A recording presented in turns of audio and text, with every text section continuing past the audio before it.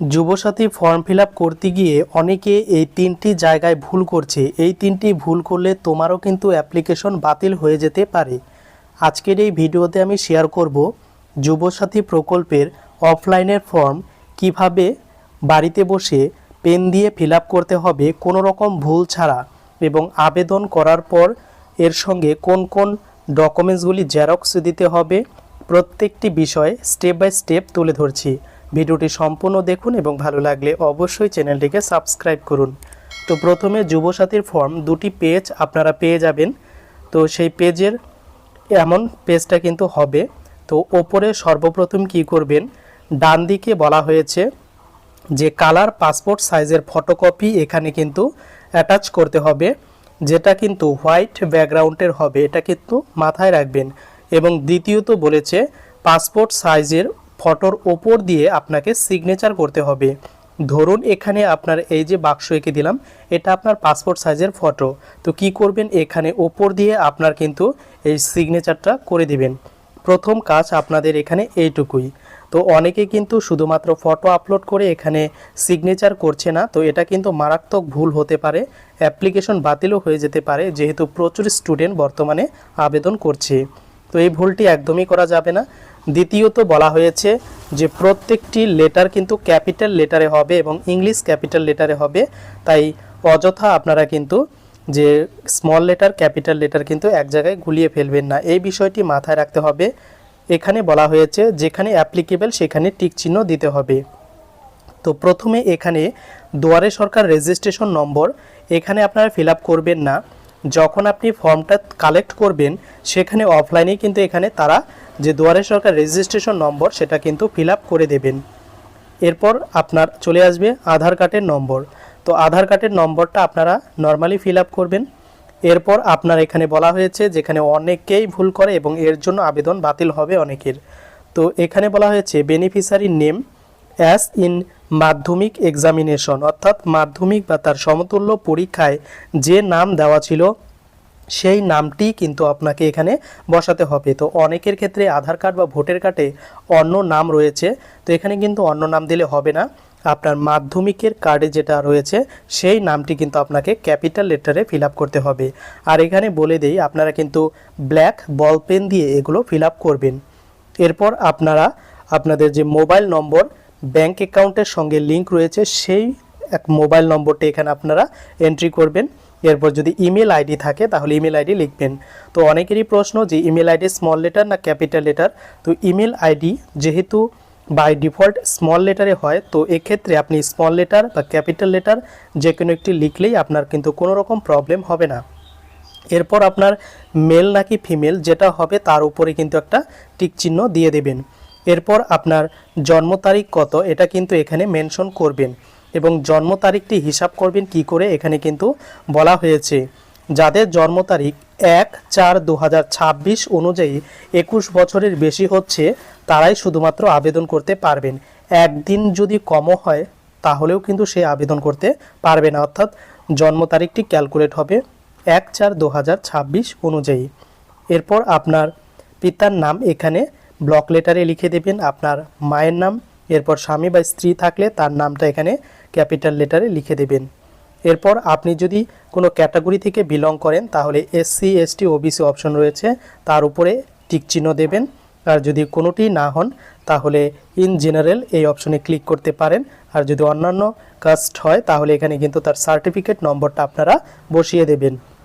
এরপর চলে আসবে নিচের দিকে মেরিটোরিয়াল স্ট্যাটাস।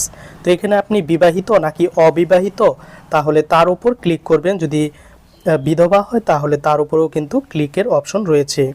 তো এরপর আপনার চাইবে কন্ট্যাক্ট ডিটেলস, যেখানে প্রথম অপশন রয়েছে হাউস বা প্রেমিস নম্বর বা বাড়ির নম্বর। এখানে অনেকেই ভুল করেন, তো এখানে অ্যাপ্লিকেশনে NA বা নট অ্যাপ্লিকেবল দিয়ে দিতে পারেন, বা এখানে কোনো রকম ফিল আপ করতে হবে না, জাস্ট এখানে ফাঁকা রাখবেন। আর তৃতীয়ত বাড়ির নম্বর কোথায় পাবেন, আপনার যে ভোটার লিস্ট পাবলিশ হয়েছে সেই ভোটার লিস্টে আপনার নামটি খুঁজবেন। তো সেখানে দেখবেন ওপরের দিকে একটা নম্বর দেওয়া রয়েছে হাউস নম্বর, তো সেই নম্বরটা আপনারা কিন্তু এন্ট্রি করতে পারবেন। তো হাউস নম্বর অনেকটা N0012 এইভাবে কিন্তু দেওয়া থাকে। এরপর আপনার এখানে ভিলেজ নাম এখানে কিন্তু লিখে দেবেন, আপনার পোস্ট অফিস নামটা লিখে দেবেন। এরপর আপনার জিপি বা ওয়ার্ড নম্বর লিখে দেবেন। জিপি বলতে গ্রাম পঞ্চায়েত, এখানে কিন্তু পঞ্চায়েত আপনার এলাকার যে পঞ্চায়েত তার নাম নয়, এখানে গ্রাম পঞ্চায়েত, গ্রাম পঞ্চায়েতের নামটা লিখে দেবেন, কোন পঞ্চায়েত কোন গ্রাম অঞ্চলের আপনি অংশ। এরপরে ব্লক নাকি মিউনিসিপ্যালিটি নাকি কর্পোরেশন সেটা কিন্তু এখানে আপনি উপরে টিক চিহ্ন দিয়ে সেটা কিন্তু লিখে দেবেন। এরপর আপনার নিয়ারেস্ট পুলিশ স্টেশন, আপনার ডিস্ট্রিক্ট এবং পিন কোডগুলি ভালোভাবে ফিল আপ করবেন। তো এগুলো ফিল আপ করার পর চলে আসবেন নেক্সট পেজে। তো এখানে অনেকেই কিন্তু ভুল করছে, সেই বিষয়টিও তোমাদের সঙ্গে তুলে ধরব। প্রথমে বলেছে মাধ্যমিক বা সমতুল্য পরীক্ষার বিবরণ। তো এখানে রোল এবং নম্বর দুটো জায়গা কিন্তু আলাদা রয়েছে। তো রোল এবং নম্বর মাধ্যমিকের অ্যাডমিটেই কিন্তু দুটো আলাদা জায়গা রয়েছে। তো সেই দুটো জায়গা আলাদাভাবে ফিল আপ করতে হবে এবং কত সালে পাশ করেছেন সেটা লিখে দেবেন। এবং ওয়েস্ট বেঙ্গল বোর্ড হলে তার উপরে টিক চিহ্ন, যদি আইসিএসসি বা সিবিএসসি হয় তার উপরে ক্লিক করবেন। এরপর অনেকে বলবে আমি ওপেন ইউনিভার্সিটি থেকে নেতাজি থেকে পড়েছি, তাহলে কি করব? এখানে আরেকটি অপশন রয়েছে আদার্স, এখানে ক্লিক করবেন। তো সেক্ষেত্রে আপনারা আবার রোল এবং নম্বর এক জায়গায় দেওয়া থাকে, তাহলে রোল এবং নম্বর এক জায়গায় লিখবেন, নম্বরের জায়গায় এখানে কিছু লেখার প্রয়োজন নেই। এখানে এই ভুলটা করলেও কিন্তু তোমরা কিন্তু এই যে বর্তমানে যুবসাথী তার থেকে কিন্তু বাতিল হতে পারো। তো এরপর শিক্ষাগত যোগ্যতা সর্বোচ্চ, আপনার যে সর্বোচ্চ যোগ্যতা রয়েছে সেটা আপনি কিন্তু লিখে দিতে পারেন। এরপর বর্তমান পেশা, তো বর্তমান পেশা এই জায়গায় অনেকেই ভুল করেছে এবং যার জন্য যুবসাথী প্রকল্পের কিন্তু টাকা থেকে বঞ্চিত হতে পারে। এখানে বলা হয়েছে যে বর্তমান পেশা কি, তো এখানে অবশ্যই আনএমপ্লয়েড বা জব লস বা কোনো কাজ করছেন না এমন কিছু লিখে দেবেন। তো এখানে যদি অনেকে স্টুডেন্ট লিখে দেন তাহলে কিন্তু আপনি এই যে যুবসাথী প্রকল্পের টাকা নাও পেতে পারেন, কারণ এখানে বলাই হয়েছে প্রথমত আপনাকে বেকার থাকতে হবে এবং অন্য কোনো কাজে যুক্ত থাকলে কিন্তু টাকাটি পাবেন না। তাই যেহেতু এটি বেকার ভাতা, তাই আপনাকে অবশ্যই এখানে আনএমপ্লয়েড বা আপনি বেকার বা জবলেস সেই কথাটি কিন্তু লিখে দিতে হবে। স্টুডেন্ট বা প্রাইভেট গভর্নমেন্ট জব করছি এগুলো লিখলে কিন্তু হবে না। এরপর চলে আসবে ব্যাঙ্ক ডিটেলস। তো ব্যাঙ্ক অ্যাকাউন্টের নম্বরে প্রথমে ব্যাঙ্ক অ্যাকাউন্ট নেম। তো অনেকের দেখবেন এখানে এসবিআই ব্যাঙ্ক অ্যাকাউন্ট, তো এখানে কিন্তু এসবিআই লিখলে হবে না, সম্পূর্ণ নামটা লিখে দেবেন স্টেট ব্যাঙ্ক অফ ইন্ডিয়া। এরপর তার ব্রাঞ্চটা কোথায় সে ব্রাঞ্চ নেম লিখে দেবেন, অ্যাকাউন্ট নাম্বারটা দিয়ে দেবেন এবং আইএফসি কোডটা ভালোভাবে ফিল আপ করবেন। ফিল আপ করার পর এরপর নিচের দিকে চলে আসবেন। এখানে প্রশ্ন করা হয়েছে যে আপনি অন্য কোনো সরকারি সাহায্য পান কিনা রাজ্য সরকারের শিক্ষাগত সুবিধা বা বৃত্তি ছাড়া। তো যদি আপনি পেয়ে থাকেন তাহলে ইয়েস করবেন, যদি না পেয়ে থাকেন তাহলে কিন্তু নোতে ক্লিক করবেন। তো অনেকেই ক্ষেত্রে কৃষক বন্ধু পান, তো তারা চাইলে এখানে কিন্তু অবশ্যই ইয়েস দিয়ে দেবেন, কারণ ভুল তথ্য কিন্তু পরবর্তীকালে সমস্যা হতে পারে এবং সরকার চাইলে পরবর্তীকালে কিন্তু মন চেঞ্জ করতে পারে। তাই যারা কৃষক বন্ধু পান তারাও কিন্তু ইয়েস অপশনে ক্লিক করে আবেদন করে দিতে পারেন, বলা যায় না ভবিষ্যতে কিন্তু তারাও আবেদন হয়তো যোগ্য হতে পারে। তাই যেটা সঠিক আপনি সেটাই কিন্তু এখানে বিবরণ দিয়ে দেবেন। তো যদি ইয়েস হয় তাহলে কিসের থেকে পান এখানে কিন্তু লিখে দেবেন। এরপর চলে এসেছে আপনাকে ডকুমেন্টস, এখানে কি কি জেরক্স দিতে হবে। তো প্রত্যেকটি জেরক্সের নিচে আপনার সিগনেচার করতে হবে ব্ল্যাক বল পেন দিয়ে।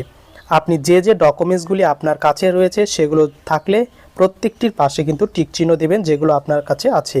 প্রথমত মাধ্যমিকের অ্যাডমিট কার্ড, দ্বিতীয়ত মাধ্যমিকের মার্কশিট বা সার্টিফিকেট, এরপর আধার কার্ড, এরপর ব্যাংকের বই, ভোটার কার্ড এবং তার সঙ্গে এসসি/এসটি বা কাস্ট সার্টিফিকেট। অনেকেই এখানে প্রশ্ন করে যে দাদা আমার ভোটার কার্ড হয়নি, তো সেক্ষেত্রে কি করব। তো তাদের উদ্দেশ্যে বলার, বর্তমানে অনলাইনে ভোটার কার্ড অ্যাপ্লিকেশন চলছে, চাইলে তোমরা এখনই অনলাইনে ইমিডিয়েটলি অ্যাপ্লিকেশন করে তার যে হার্ড কপিটি পাবে সেটা দিয়ে কিন্তু আবেদন করে দিতে পারো। তো যাদের ভোটার কার্ড নেই তারা কিন্তু এইভাবে আবেদন করবে। তো এটি ফিল আপ করার পর তারপরে চলে আসবে নিচের দিকে। তো নিচের দিকে এখানে সেলফ ডিক্লারেশন, যে ওপরে যেগুলো আপনি দিয়েছেন সমস্ত কিছুই সত্য, তো সেই হিসাবে আপনাকে কিন্তু সিগনেচার করতে হবে এবং এখানে তারিখটা দিয়ে দেবেন যেই তারিখে আপনি দুয়ারে সরকারে জমা দিচ্ছেন ক্যাম্পে। এরপর একদম নিচের দিকে অ্যাকনলেজমেন্ট, তো এখান থেকে তোমাকে ফিল করার কোনো প্রয়োজন নেই, এখানে সম্পূর্ণ যে দুয়ারে সরকার ক্যাম্প সেখান থেকে এখানে রেজিস্ট্রেশন নম্বর লিখে দেবে, আপনার নাম সমস্ত কিছু এখানে মেনশন করে দেবে, অর্থাৎ এই পেজটি ফিল আপ করার কোনো প্রয়োজন নেই। তো আশা করছি যেই ভুলগুলো অনেকেই করছে এই ভুলগুলো আপনারা হয়তো করবেন না এই ভিডিওটি দেখার পর।